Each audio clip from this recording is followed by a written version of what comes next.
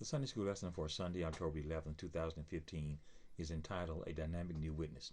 The Golden Text reads, "And straightway he preached Christ in the synagogues, that he is the Son of God." Acts 9 and 20.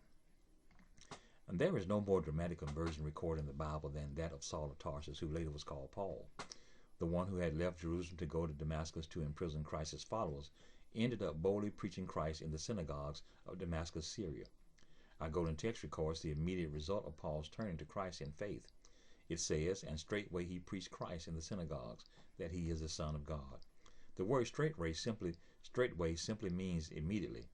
3 days after Saul got to Damascus, a disciple named Ananias came and ministered to him, and Saul was baptized. After he was baptized, Saul spent some time with other disciples of Christ in Damascus. The very people Saul had been intent on persecuting now became a source of strength, help, and fellowship, and even instruction for this learned Pharisee. Saul was soon preaching the Christ he had previously opposed with such zeal. According to the Golden Text, Saul preached Christ that he is the Son of God. To describe Jesus as the Son of God was to declare him to be God, as the Jews understood it.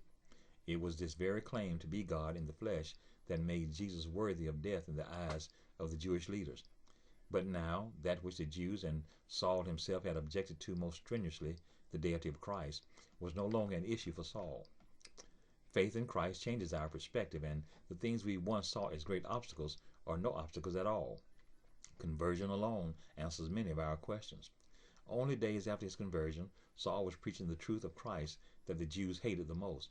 He was compelled to proclaim that truth because he had embraced the one who is truth, Jesus Christ. God does not need or use only those who can answer every question and explain every detail. He wants people who will boldly speak the truth of the gospel.